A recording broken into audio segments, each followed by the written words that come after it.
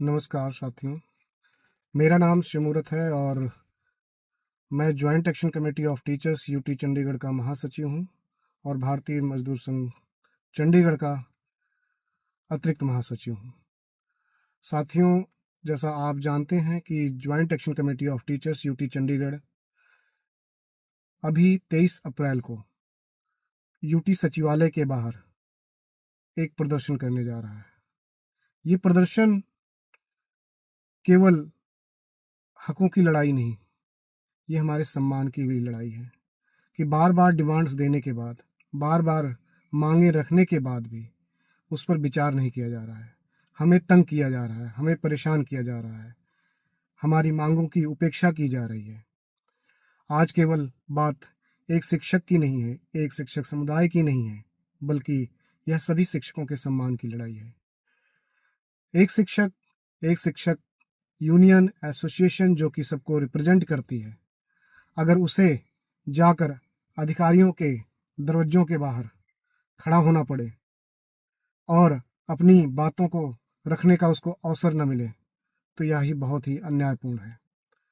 या कभी मांगे देने के बाद, अनुरोध करने के बाद, बार बार अनुरोध करने के बाद भी अगर उस पर कोई काम न किया जाए, तो यह भी शिक्षकों के लिए एक अन्यायपूर्ण बात होगी।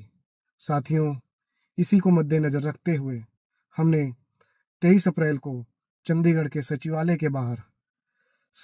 के बाहर हमने स्पेशल सेक्रेटरी फाइनेंस और चंडीगढ़ प्रशासन के खिलाफ जोरदार प्रदर्शन करने का फैसला किया है। साथियों, आप सब जानते हैं कि जेईसी ने पहले भी इस तरह के प्रदर्शन किए हैं और अपनी मांगों को ठोस तरीके से चंडीगढ़ प्रशासन तक पहुंचाया है और अच्छे अधिकारियों ने उन मांगों पर विचार किया और मांगों को माना भी है। लेकिन अभी देखने में कुछ समय से ऐसा प्रतीत हो रहा है कि बार बार मांग करने के बाद, वो भी जायज मांगे, जो कि बहुत सारे न्यायालय ने भी उसको अपनी मोहर लगा दी है, फिर भी उन मांगों के ऊपर भी चंडीगढ़ प्रशासन फैसला नहीं ले पा रहा है और बार बार हमारे अनुरोध करने पर भी बिल्कुल उसकी उपेक्षा की जा रही है। साथियों, इतिहास गवाह है कि अधिकार कभी मांगने से नहीं मिलता, अधिकार मिलता है हमारी एकता से।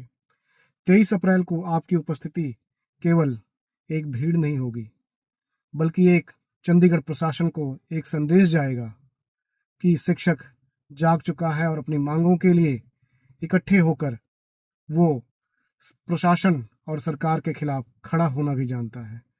अगर हमारी मांगे न मानी गई तो अभी तो हमने शांतिपूर्ण प्रदर्शन करने का फैसला किया है, आगे क्या होगा उसका कोई कल्पना नहीं किया जा सकता।